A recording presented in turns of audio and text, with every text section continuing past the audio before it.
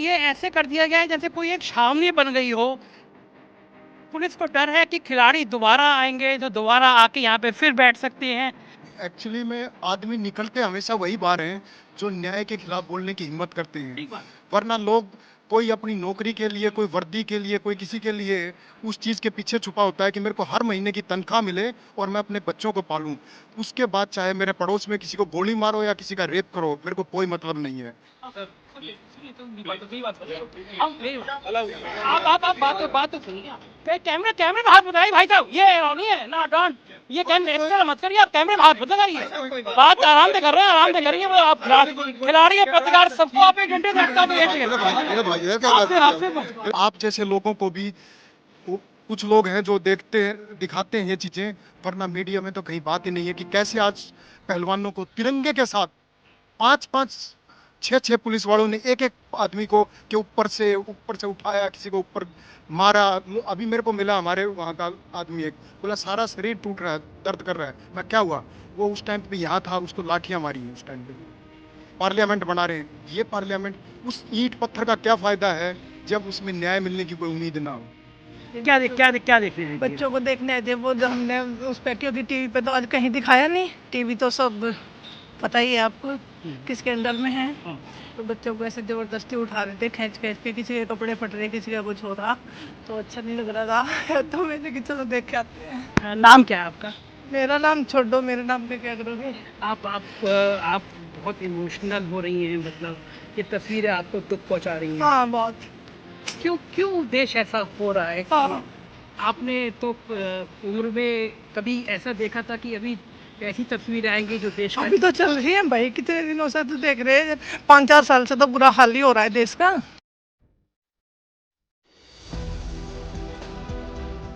नमस्कार, मैं हूं संजय शर्मा, आप देख रहे हैं 4PM न्यूज़ नेटवर्क। ये मेरे पीछे जो बैरिकेडिंग देख रहे हैं आप, अभी हम अंदर गए लेकिन पुलिस अब वहाँ पे वो जगह जहाँ पे खिलाड़ी बैठे हुए थे, खिलाड़ियों के टेंट तंबू सब उखाड़ दिए गए, लेकिन पुलिस को अभी भी डर है कि आप उस जगह तक ना पहुँच जाएं। तो जब हम अंदर गए तो पुलिस ने मना किया कि आप उस जगह तक भी नहीं जा नहीं सकते। हम लोगों ने कहा कि जहाँ पे खिलाड़ी बैठे हैं वहाँ पे हम जाना चाहते हैं, लेकिन अब ये पूरी तरह से बैरिकेडिंग लगा के बंद कर दिया गया है। ये मैं आपको दिखा रहा हूँ, ये ऐसे कर दिया गया है जैसे कोई एक छावनी बन गई हो। पुलिस को डर है कि खिलाड़ी दोबारा आएंगे तो दोबारा आके यहाँ पे फिर बैठ सकते हैं, या उनके समर्थन में जो लोग आएंगे वो एक बड़ा आंदोलन फिर खड़ा कर सकते हैं। तो इस पूरे इलाके को छावनी में बदल दिया गया है। मेरे पीछे आप देख रहे हैं, मैं अपने कैमरामैन सरद से कहूँगा जरा इस तरफ आके बैरिकेडिंग के पीछे का हाल दिखाइए। पूरा चारों तरफ से पुलिस ने घेराबंदी कर ली है और किसी भी कीमत पर जहाँ पे खिलाड़ी बैठे हुए थे, ये वो जगह है जहाँ पे 1.5-2 महीने तक खिलाड़ियों ने लगातार आंदोलन किया था। आंदोलन तो नहीं कहूँगा, शांतिपूर्ण तरीके से वो धरने पर बैठे हुए थे और उनका मांग थी कि सांसद ब्रजभूषण सिंह को गिरफ्तार किया जाए। लेकिन आज ये बड़े दुर्भाग्य का दिन है कि आज जब देश की नई संसद का उद्घाटन हो रहा है, जिस दिन लोकतंत्र का इसको पर्व बताया जा रहा है, लेकिन उसी दिन, ठीक उसी दिन, एक तरफ प्रधानमंत्री संसद का उद्घाटन कर रहे हैं और दूसरी तरफ पुलिस आती है। पुलिस ये सारे बैरिकेडिंग उखाड़ देती है, उनके टेंट तंबू उखाड़ देती है और ये कोशिश करती है कि यहाँ पे किसी भी तरह कोई खिलाड़ी ना आए। जिन खिलाड़ियों ने देश का गौरव बढ़ाया था, जो मेडल लेकर आए थे, जिन्होंने दुनिया में मान बढ़ाया था, प्रधानमंत्री ने उन खिलाड़ियों को घर पे बुलाया था, कहा था कि तुमने आज इस पूरे हमारे भारत का नाम रोशन किया है, भारत का मान बढ़ाया है। उन्हीं बेटियों को आज यहाँ पे पुलिस घसीटते हुए ले गई। हाथ में तिरंगा था उनके और नारे लगा रहे थे वो लोग, भारत माता के नारे लगा रहे थे, लेकिन आज बर्बरतापूर्वक उनको यहाँ से घसीटा गया, खींचा गया। ये एक नया चेहरा है लोकतंत्र की आज़ादी का, एक ये नया पर्व है लोकतंत्र का, जहाँ पे आप देख रहे हैं ये पुलिस बल केवल इस बात के लिए है कि कोई खिलाड़ी यहाँ पे दोबारा आ ना जाए। जो लोग आए थे खिलाड़ियों के समर्थन में, जो आए थे, उन सबको हिरासत में ले लिया गया, उन सबको गिरफ्तार कर लिया गया। गिरफ्तार करके कहाँ ले जाया गया अभी पुलिस जानकारी नहीं दे रही है। जो किसान नेता आए थे उनको गिरफ्तार कर लिया गया, दिल्ली को छावनी में बदल दिया गया, दिल्ली की सीमाओं को बंद कर दिया गया कि जिससे कोई भी व्यक्ति इसके अंदर ना आ पाए। ये एक नए प्रकार का भारत है, ये एक नया लोकतंत्र है। और जब संसद बन रही थी उस समय लोगों ने सवाल उठाए थे कि ये वो काल था, कोरोना का वो काल था जब लोग तड़प कर मर रहे थे। तो लोगों ने सवाल उठाया था कि इस संसद की आखिर ज़रूरत क्या है। पहले इस देश के लोगों को ऑक्सीजन चाहिए, इस देश के दो लोगों को 2 वक्त की रोटी चाहिए और नई संसद की ज़रूरत नहीं है। लेकिन हज़ारों करोड़ रुपए खर्च करके नई संसद बनाई गई और जब नई संसद बनाई गई और ये कहा गया कि इसका उद्घाटन होना है, पूरे विपक्ष ने इसका बायकॉट किया और कहा कि राष्ट्रपति से इसका उद्घाटन कराया जाना चाहिए, क्योंकि राष्ट्रपति संविधान में भी संसद के प्रमुख हैं और आदिवासी महिला, लेकिन नहीं बुलाया गया। तब यहाँ पे बैठे हुए महीनों से खिलाड़ी बैठे हुए हैं, उन्होंने कहा कि हम जो हैं शांतिपूर्ण तरीके से संसद के बाहर जाएंगे। उन्होंने आह्वान किया, खासतौर से महिलाओं का आह्वान किया कि वो आएँ महिलाएं और यहाँ पे शांतिपूर्ण तरीके से धरना दे रहे हैं, हम लोगों का साथ दें, समर्थन करें। इस देश में महिलाओं के उत्थान की, महिलाओं की बड़ी बड़ी बातें तो की जाती हैं, लेकिन हकीकत इससे कहीं ज़्यादा जुदा है। ये तस्वीर हमने देखी कि लोकतंत्र की सबसे बड़ी मंदिर की सबसे बड़ी आज़ादी की बात जहाँ की जा रही है, वहाँ आज ये हो रहा है कि जिन खिलाड़ियों ने मान बढ़ाया उन खिलाड़ियों को आज यहाँ से घसीट कर ले जाया गया, जैसे वो कोई बिल्कुल जानते ही ना हो। और ये मेरे ख्याल से दुनिया में पहला देश होगा कि जहाँ पे जो खिलाड़ी, क्योंकि हर देश में ऐसा होता है, अपने खिलाड़ियों का सम्मान बढ़ाया जाता है, उनका हौसला बढ़ाया जाता है, क्योंकि वो खिलाड़ी जो ओलंपिक खेलते हैं, वो खिलाड़ी जो आपके लिए मेडल लेकर आते हैं, वो देश की शान होते हैं। लेकिन आप ये देखेंगे, ये आज नई तस्वीर है, जो एक नए हिंदुस्तान की तस्वीर है कि आज इन खिलाड़ियों को जिस दिन देश की पार्लियामेंट शुरू हो रही है, यहाँ से घसीट के लिए जाया गया। पुलिस बल बहुत नाराज़ हो जाता है जब कोई देखता है कोई पत्रकार अंदर आ रहा है या कोई खिलाड़ियों के समर्थन में बात करने आ रहे हैं। मेरे साथ कुछ मेहमान भी हैं जो यहाँ पे आए हैं। आप कोई बातचीत करना चाहेंगे? आप लेकिन कुछ लोगों से बात भी करते हैं। आप, मैं देख रहा था बहुत देर से आप नहीं, मेरे को भाई ने जो, आप, मैं नहीं जानता क्या नाम है उनका, तो उन्होंने कहा कि आंदोलन जीवियों को इकट्ठा किया जाएगा। हाँ, ये वर्ड्स बहुत इंपॉर्टेंट थे इसमें। कोई आंदोलन जीवी, आमतौर पे जो संघर्ष करते हैं उनको लोग आंदोलन जीवी बोल देते हैं, जो आवाज़ उठाता है उसको आंदोलन जीवी बोल देते हैं। एक्चुअली में आदमी निकलते हमेशा वही बाहर हैं जो न्याय के खिलाफ बोलने की हिम्मत करते हैं। ठीक बात है। वरना लोग, कोई अपनी नौकरी के लिए, कोई वर्दी के लिए, कोई किसी के लिए उस चीज़ के पीछे छुपा होता है कि मेरे को हर महीने की तनख्वाह मिले और मैं अपने बच्चों को पालूं। उसके बाद चाहे मेरे पड़ोस में किसी को गोली मारो या किसी का रेप करो, मेरे को कोई मतलब नहीं है। तो आप उनको आंदोलनजीवी कहो, कोई उनको सामाजिक लोग बोल देते हैं। मैं भाई की बात से बिल्कुल सहमत नहीं हूँ। मेरे को बहुत दुख हुआ क्योंकि हम इस लड़ाई में बहुत अंदर से लड़ रहे थे और हम बहुत कोशिश कर रहे हैं। हमारे साथ ऐसा बिहेव हो रहा था कि जैसे हम देश के सबसे गद्दार लोग हैं। हमारे आज, मैं हिसार का रहने वाला हूँ। हिसार, नाम मेरा नाम दिनेश गोयत है और आज मैं हिसार से नहीं, आज मैं चंडीगढ़ से आया और सुबह चला था वहाँ से। लेकिन हमारी हिसार की सारी टीम को कई थानों में, एक जगह 100 बंदों को इकट्ठा किया हुआ था, दूसरी जगह भी कम से कम भी 300-400 लोगों को अलग अलग जगह पे डिटेन किया हुआ था। अब शाम को उनको छोड़ा है और उनको इसलिए, किसी ने, एक आदमी के हाथ में अगर कोई गलत हथियार होता तो मैं मान लेता वो गलत कुछ करने के चक्कर में थे। अपनी बात रखने के लिए आ रहे थे सब लोग, क्योंकि देश का अगर न्याय की, अगर रूल ऑफ लॉ होता तो किसी को आने की जरूरत नहीं होती।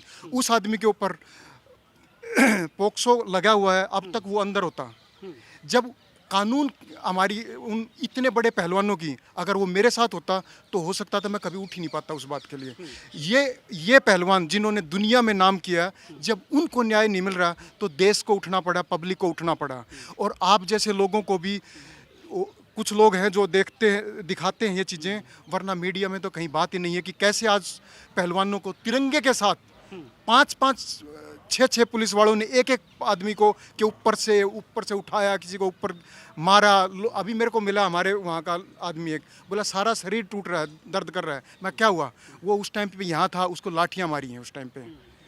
तो ये क्या हो रहा है? एक तरफ कह रहे हैं कि हम दुनिया की सबसे बड़ी और बहुत सुंदर और पार्लियामेंट बना रहे हैं। ये पार्लियामेंट, उस ईंट पत्थर का क्या फ़ायदा है जब उसमें न्याय मिलने की कोई उम्मीद ना होता।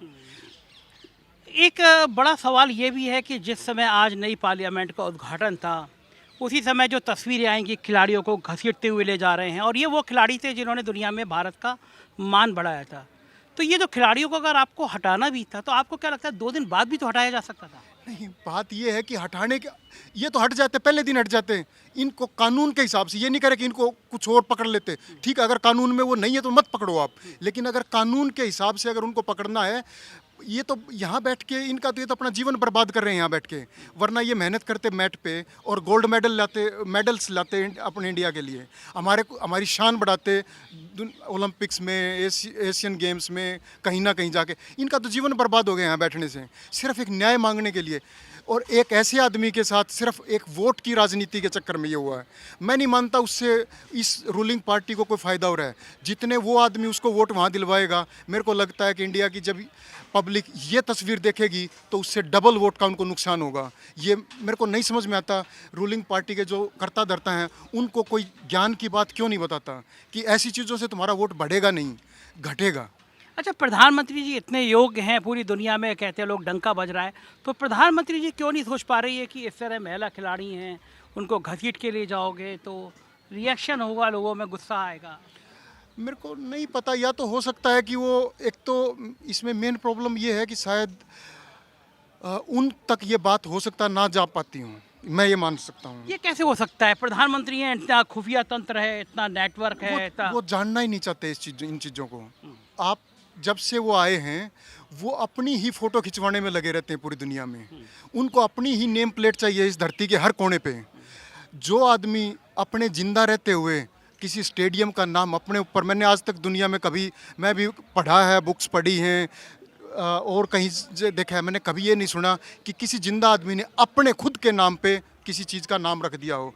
तो ऐसे आदमी से वो आदमी मेरे ख्याल में किसी और की सोचता ही नहीं है। मैं उनको इसके अलावा कुछ पता ही नहीं है। तो पार्टी के अंदर जो ये वो पार्टी है जिसमें अटल बिहारी वाजपेयी जैसा उदारवादी नेता हुआ करते थे, तो आपको क्या लगता है भारतीय जनता पार्टी में वो नेता नहीं बचे हैं जो ये प्रधानमंत्री से कह सके कि आप गलत कर रहे हैं? नहीं, ये पार्टी का जो नेतृत्व छीन लिया गया था, शायद मेरे को जो मेरी ऑब्जर्वेशन है, जब ये पार्टी के लीडर बने हैं तो इन्होंने, पार्टी चलती है फाइनेंस से, इन्होंने वो फाइनेंस उस पार्टी को ये दिखाया कि ये फाइनेंस सिर्फ मेरे लिए है, पार्टी के लिए नहीं है। तो मेरी पार्टी में चलेगी तो ये फाइनेंस हमारे साथ आएगा। इन्होंने उस फाइनेंस को कंट्रोल कर लिया है और वो फाइनेंस अब बीजेपी को चला रहा है और देश को चला रहा है और उसको जनता से कोई मतलब नहीं है। मेरा तो यही मानना है। बिल्कुल ठीक है।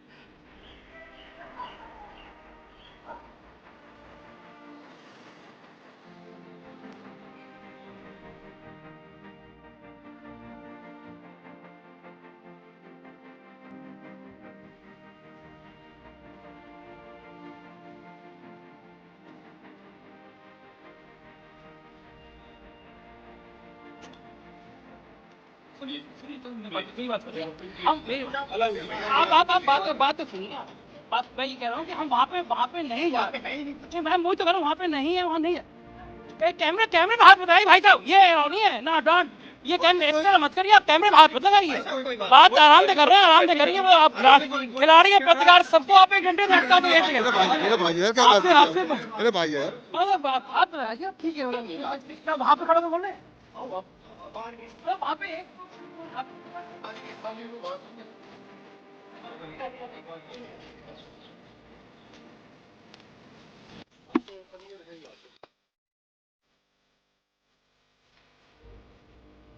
हरियाणा से, पंजाब से, उत्तर प्रदेश के अलग अलग जगह से लोग आए हैं, किसान आए हैं, उनका सहयोग करने वाले लोग आए हैं और सबका मानना ये है कि जिस दिन संसद का उद्घाटन हो, कम से कम उस दिन ऐसी कोई बात नहीं होनी चाहिए थी। इस तरह खिलाड़ियों को घसीट के नहीं ले जाना चाहिए था। कहीं ना कहीं लोकतंत्र शर्मिंदा हो रहा है। देखिए, कुछ और लोग आए, इनसे बात करने की कोशिश करते हैं।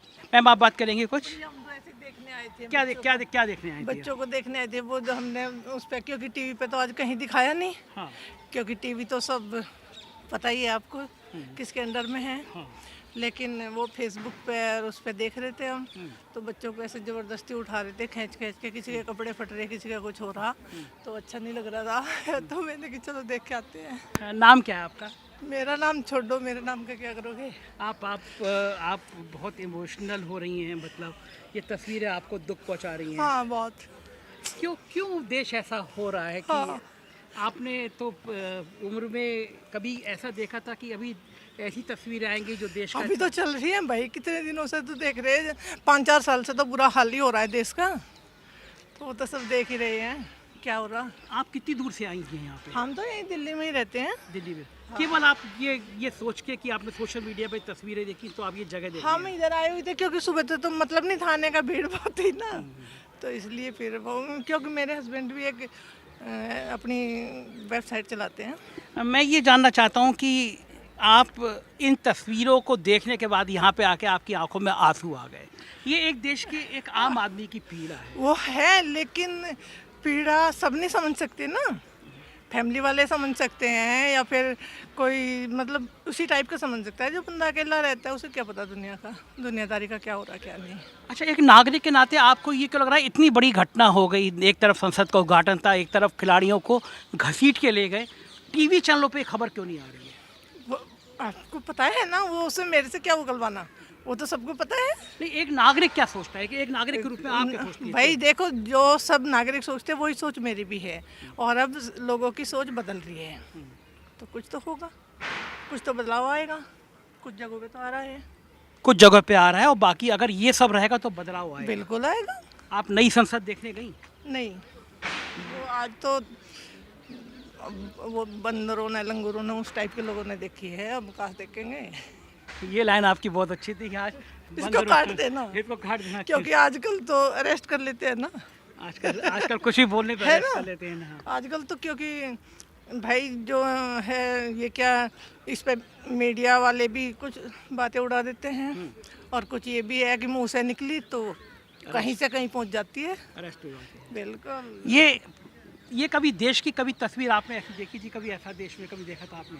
भाई अब देख रहे हैं, देखो अब क्या बता सकते हैं इस बारे में, ज़्यादा नहीं मैं कुछ कहना चाहूँगी, पर ये है कि सबके सामने है जो भी है ना।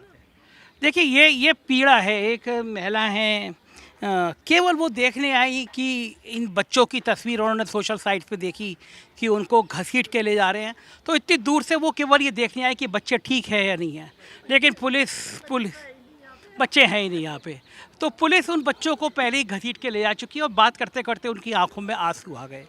ये आंसू इस देश के करोड़ों उन लोगों की आंखों में भी आए होंगे जिनकी इस देश के लोकतंत्र में, इस देश की आत्मा में भरोसा है, जो ये समझते हैं कि ये देश अभी भी लोकतांत्रिक परंपराओं से चलता है, जो ये समझते हैं कि इस देश में अभी तानाशाही की कोई प्रवृत्ति नहीं है, जो ये समझते हैं कि खिलाड़ियों को जिन्होंने ओलंपिक में हमें मेडल दिलाया था उनका मान सम्मान बढ़ना चाहिए। तो जाहिर है उन लोगों को आज घसीट के ले जाते हुए जिन लोगों ने देखा होगा उनकी आंखों में भी शायद ऐसे ही आंसू आए होंगे, लेकिन ऐसे कई तानाशाही रवैये इस देश ने देखे हैं, इस देश की हुकूमत ने देखे और पूरी दुनिया ने देखे हैं।